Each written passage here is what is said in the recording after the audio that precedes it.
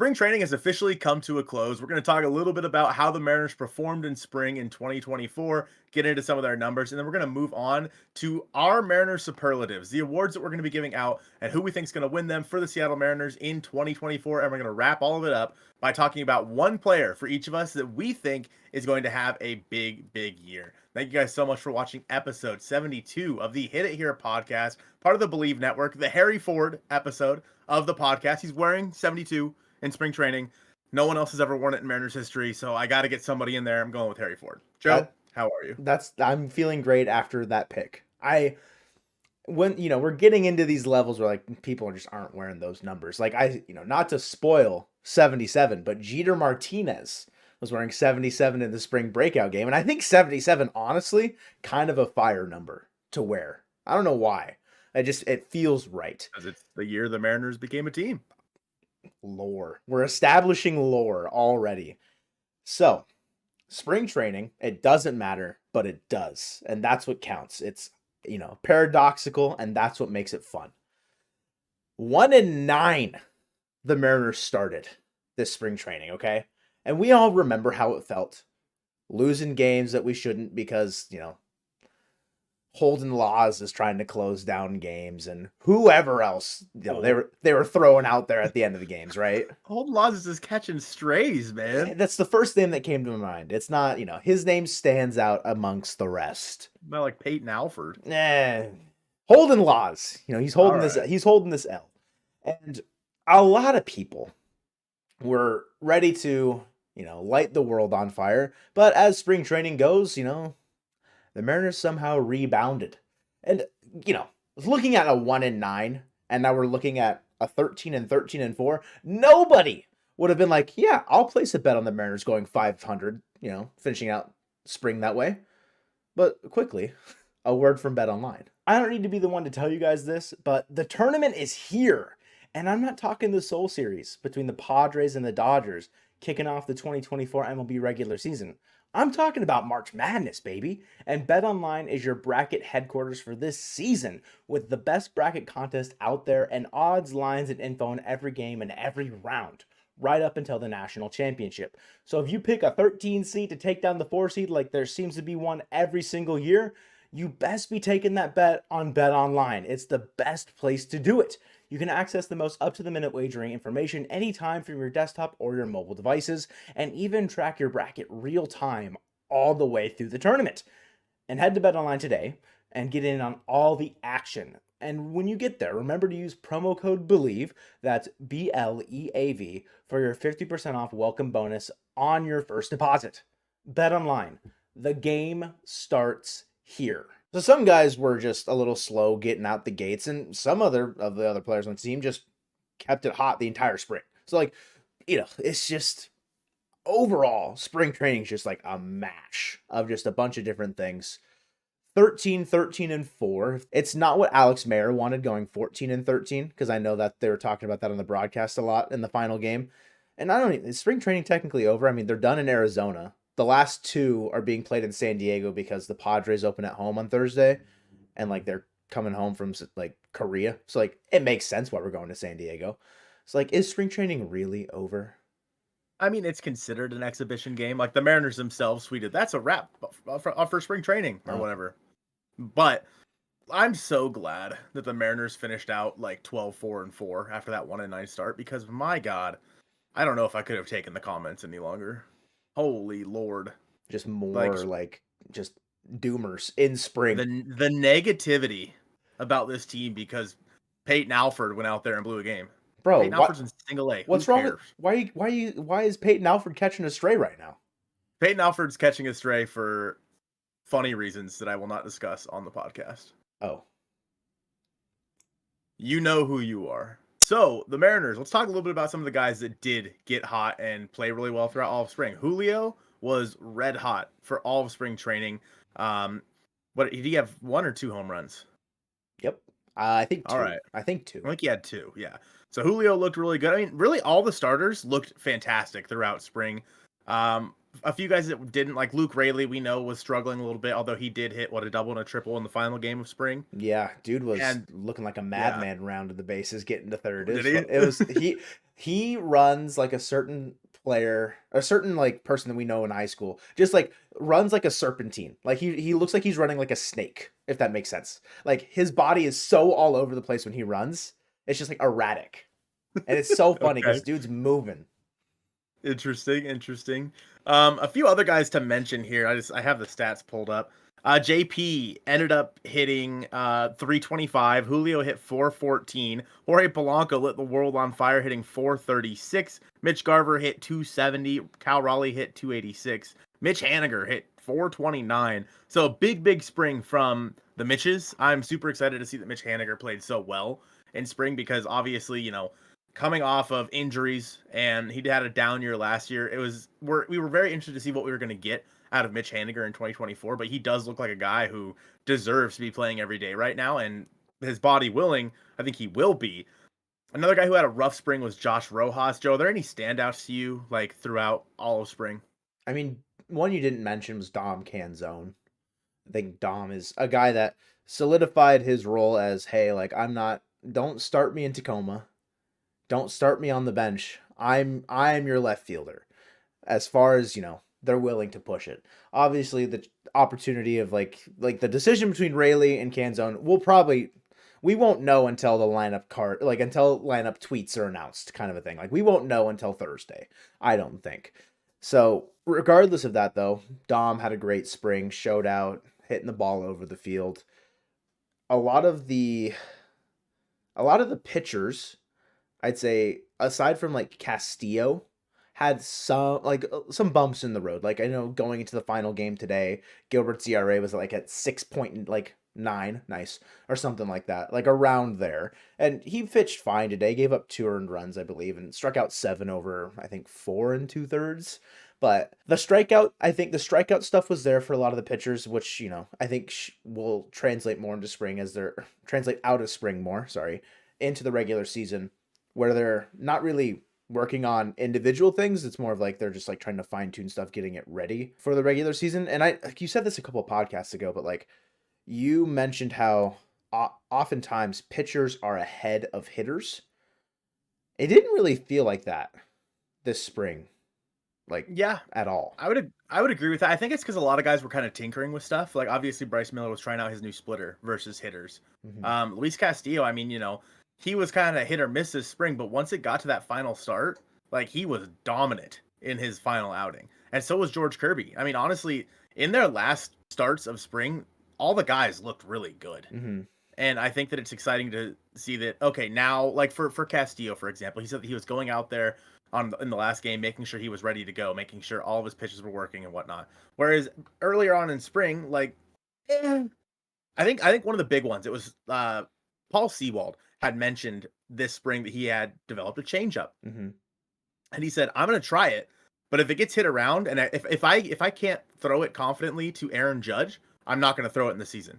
And I think that's what a lot of these pitchers were doing, is they were using these pitches to say, okay, can I get outs with this pitch? Can I throw this pitch for a strike? Is this going to sit in the middle of the zone, or am I going to be able to locate this pitch? And if they can locate it, cool, then they'll bring it over into the regular season. But if they can't, I mean, they'll probably just scrap it. And I don't think we saw a single George Kirby knuckleball all spring, Yeah. which So I think is either A, the idea is he doesn't want people to see it that often, so it really catches them off guard when it happens, or B, maybe it's not going to happen. yeah. So hopefully the first one, because I want to see George Kirby's knuckleball more. Bryce Miller, I mean, his splitter, they didn't want him throwing it a whole lot at the beginning of spring, but he looked all right. So I agree that the pitchers didn't look nearly as ahead of the hitters as they have in the past, but I still think the pitchers are fine. You hit on a good point of the last start. I think is the one that matters the most. Like, not to say that things that they did earlier in the spring don't really affect anything, but the one leading into the last, like the one that will lead you into the regular season, will show you, I think, most closely what you're going to get out of those pitchers. And obviously those are the ones where they're going the most length, they're giving, a longer leash. They're not just throwing 1 or 2 innings. Like they're going 4 or 5. I think George went 6. I think. I could be wrong. But That's the most important one. And the fact that all of them ramped up to that point and had a better, final start before heading into the regular season is a good sign, I'd say, for the Mariners. If anybody was for some reason worried about this pitching staff, now is like you've seen what they can do when they're like, okay, we need to no more playing around. Mm-hmm. Yeah, I'm just honestly glad that spring training's over. I'm ready to go, man. Like I'm so ready for opening day at this point, and I think it helps. I was able to go to the Mariners opening weekend warm up. Shout out to Quinn and shout out to Mike, two guys that I hadn't met before that I ran into while we were there. Of course, all the other guys that I talked to that I've met before while I was down there. It was good to see you guys. I'm sorry for anybody that I missed. I did kind of split out of there a little bit early just because I was kind of done with everything. There was really nothing left for me to do, and so I split out probably around 2 o'clock. But I think, Joe, I need to develop something for opening day. Like a place that I'm going to be on opening day from like X time to X time. Okay. What, do you have any ideas? Like, I feel like I shouldn't go stand down in the pen because it's going to be packed. I'm just thinking of like a Mojo bat signal, which is just funny. Like they see it in the night sky, they're like, oh my god, Colton's there right now. We got to go see him. Your favorite spot? Why not your favorite spot? Up on the stairs? Yeah. You think so? It might be hard for people to get to, but it'll be secluded. It'll be away. You won't be in people's way. And that's a spot that you like a lot. Yeah. I would say that'd be, if I had to pick a spot for you, that would be it, because you're I don't know. Me in my head, I don't want to be in people's way. And so if I had to pick a spot, I'd probably go there too. Just because Okay. it's out of the way. Or even on the stairs where we stood for the Rays game out there. Oh, that's what I thought you were talking about. No. Overlooking the city. Oh, good. That's the one I was talking about for That's you. my spot. Yeah. Yeah. True. I think that's a good idea. Yeah. Okay. So here's the plan, friends of the channel. On opening day from gates open at 5:10. On opening day from 5:30, well, assuming I can get in on that time. From opening day at 5:45, all right, to 6:30 or something. I will be on the 300 level, all right, standing in over by the, what's that? You know where? It's there's a pitch speed competition over there. Yes, if it's still there, I don't know. We couldn't go to the 300 level today. You guys know the spot. It's the best spot to get a view of the city. It's section 337 to 340, something over there.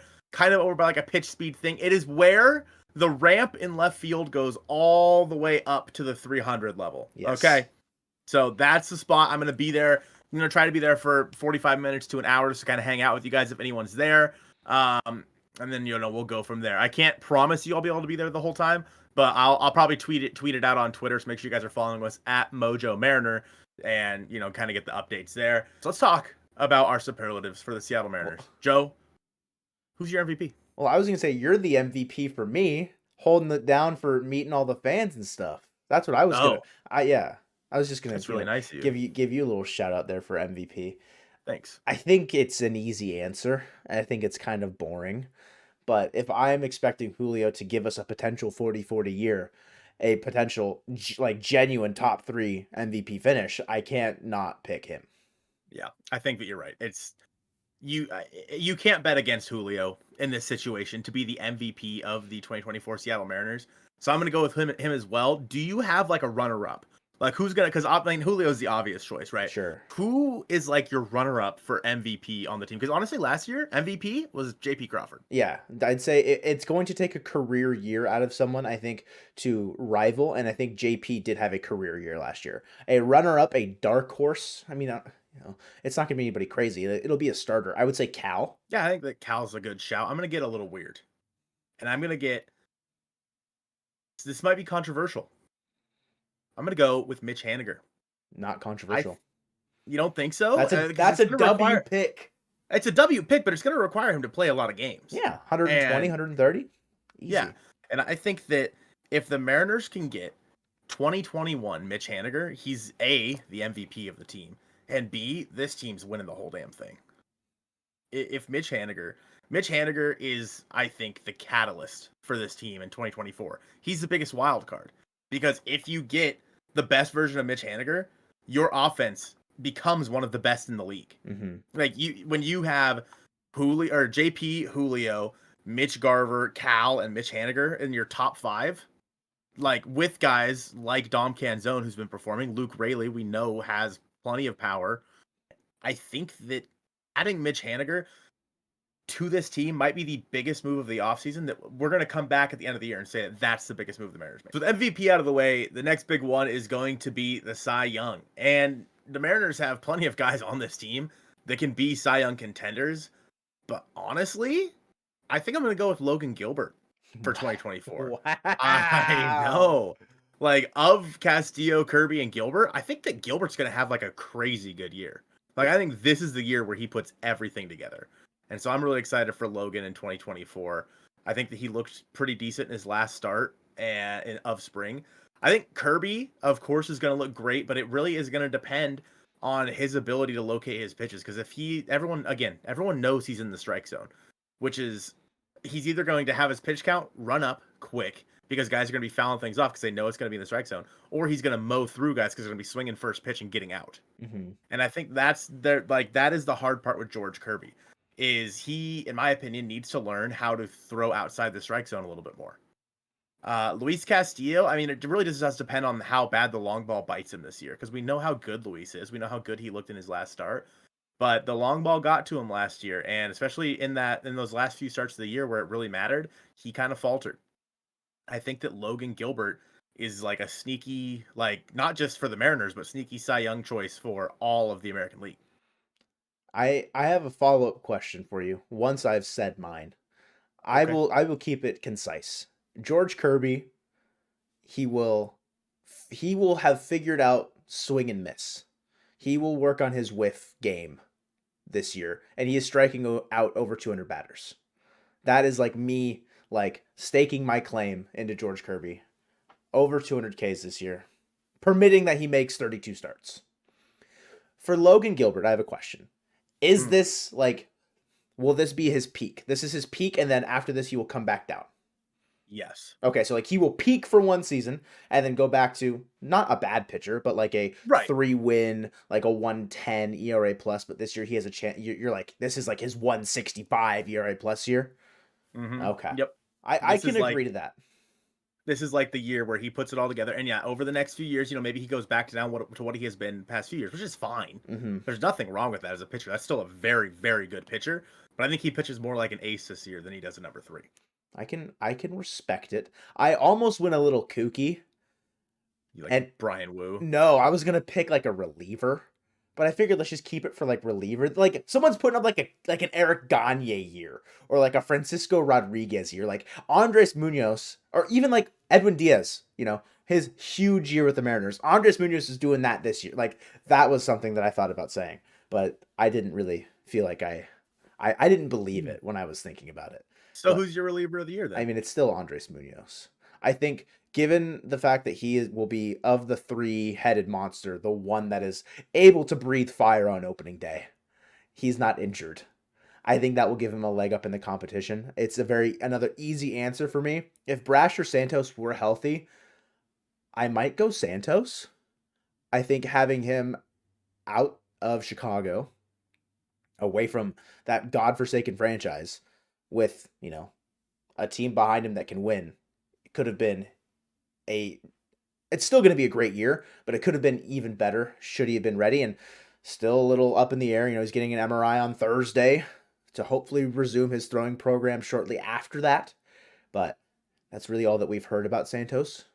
So that's why I'm not going to go out and pick him. But are you in the same boat, or are you going to go a little off the chain again? I'm gonna go with Matt Brash.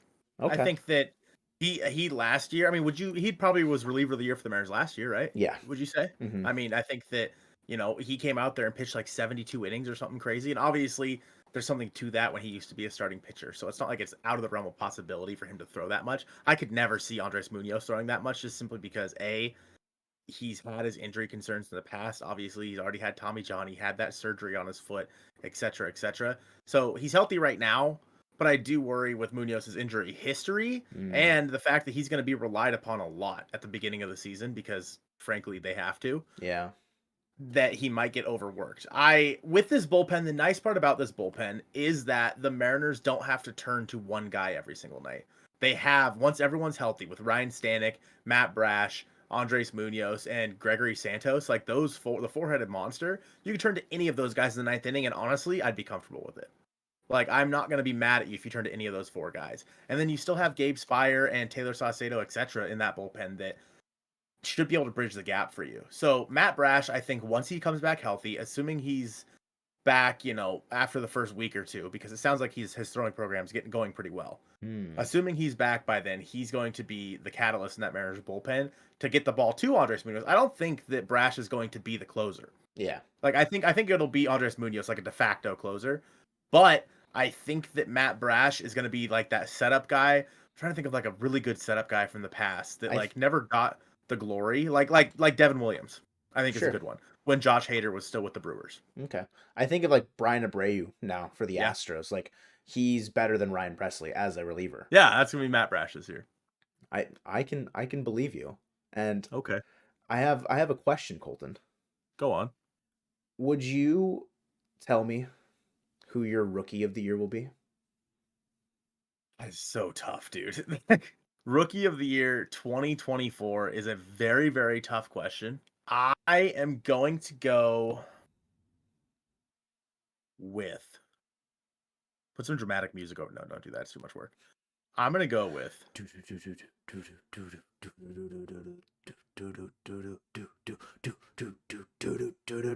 Carlos Vargas. Oh, interesting. Okay.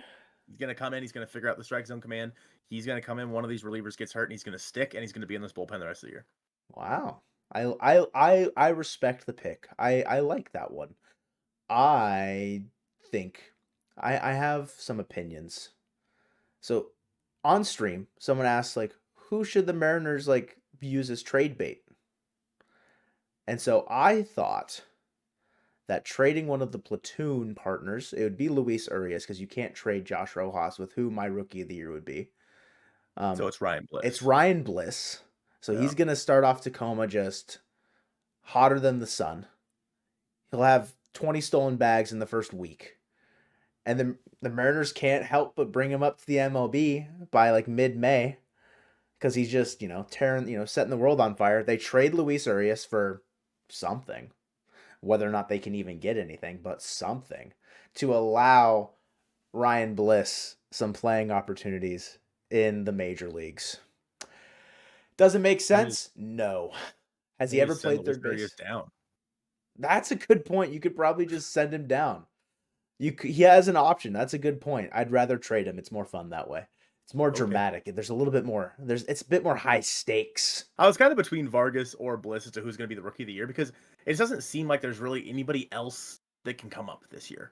Like Cole Young, maybe, but like the timing is just not right for him to win rookie of the year for the Mariners. Like if Cole Young comes up, either A, somebody got really hurt and there's nobody else to put there, or B, it's not going to be till late in the year, probably after the All-Star break, and it's like, okay, like, are we going to give him rookie of the year for playing 30 games? Like, I don't know.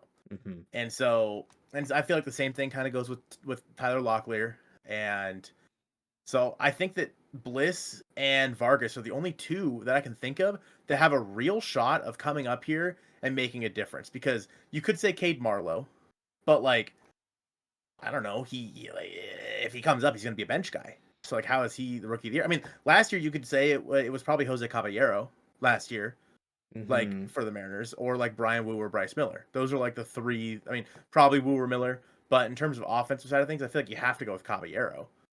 And maybe somehow Cade Marlowe plays himself into that conversation. I don't know. Now, I'm not saying that Ryan Bliss, even though I'm picking him for my rookie of the year, I'm not saying he's my guy going into 2024.